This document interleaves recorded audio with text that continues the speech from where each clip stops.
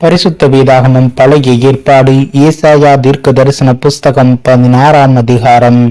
தேசாதிபதிக்கு செலுத்தும் ஆட்டுக்குட்டிகளை நீங்கள் சேலா பட்டணத்துவக்கி வனாந்திரம் மட்டும் சேர்த்து சீயோன் குமாரத்தியின் மலைக்கு அனுப்புங்கள். இல்லாவிட்டால் கூட்டை விட்டு துரத்தப்பட்டு அலைகிற குருவியைப் போல மோவாப்பின் குமாரத்திகள் அர்னோன் நதியின் துறைகளிடத்தில் இருப்பார்கள். நீ ஆலோசனை பண்ணி நியாயம் செய்து மத்தியானத்திலே உன் நிழலை இரவை போலாக்கி துரத்தப்பட்டவர்களை மறைத்துக்கொள். ஓடி வருகிறவர்களை காட்டிக் கொடாதிரு. மோவாபே, துரத்தி விடப்பட்ட என் ஜனங்கள் உன்னிடத்தில் தங்கட்டும். சங்கரிக்கிறவனுக்கு தப்ப அவர்களுக்கு அடைக்கலமாயிரு. ஒடுக்குகிறவன் இல்லாதே போவான். சங்கரிப்பு ஒளிந்து போம்.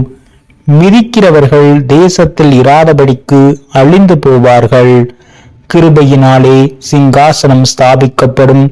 நியாயம் விசாரித்து துரிதமாய் நீதி செய்கிற ஒருவர் அதின் மேல் தாவீதின் கூடாரத்திலே நியாயாதிபதியாய் உண்மையோடே வீற்றிருப்பார்.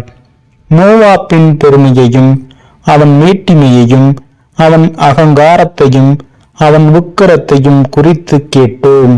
அவன் மெத்த பெருமைக்காரன், ஆனாலும் அவன் வீம்பு செல்லாது. ஆகையால் மோவாப்பியர் ஒருவருக்காக ஒருவர் அலறுவார்கள். எல்லாரும் ஏகமாய் அலறுவார்கள். கிராரேசேத் ஊரின் அஸ்திபாரங்கள் தகர்க்கப்பட்டதே என்று அவைகளுக்காக பெருமூச்சு விடுவார்கள். எஸ்போன் ஊர் வயல்கள் வாடிப்போயின. சிப்மா ஊர் திராட்சை செடியின் நல்ல கொடிகளை ஜாதிகளின் அதிபதிகள் நறுக்கி போட்டார்கள். அவைகள் யாசோர் மற்றும் சென்ற வனாந்திரத்தில் படர்ந்திருந்தது. அவைகளின் கொடிகள் நீண்டு கடலுக்கப்பாலே எட்டியிருந்தது. ஆகையால் யாசேருக்காக அழுதது போல சிப்மா ஊர் திராட்சை செடிக்காகவும் மிகவும் அழுவேன். ஏஸ்போனே, இளையாலேயே உனக்கு என் கண்ணீரை பாய்ச்சுவேன். உன் வசந்த காலத்து பழங்களுக்காகவும் உன் திராட்சை பழ அறுப்புக்காகவும் ஆரவாரிக்கிற சந்தோஷ சத்தம் விழுந்து போயிற்று. பயிர் வெளியிலிருந்து சந்தோஷமும் களிப்பும் அற்று போயின. திராட்சை தோட்டங்களில் பாடலும் இல்லை, ஆர்ப்பரிப்பும் இல்லை.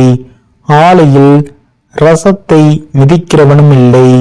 சந்தோஷ ஆரவாரத்தை ஓய பண்ணினேன். ஆகையால் மோவாபின் நிமித்தம் என் குடல்களும் கிராரேசின் நிமித்தம் என் உள்ளமும் சுரமண்டலத்தை போல துணிக்கிறது. மோவாப் மேடைகளின் மேல் சலித்து போனான் என்று காணப்படும் போது பிரார்த்தனை செய்ய தன் பரிசுத்த ஸ்தலத்திலே பிரவேசிப்பான். ஆனாலும் அனுகூலப்பட மாட்டான்.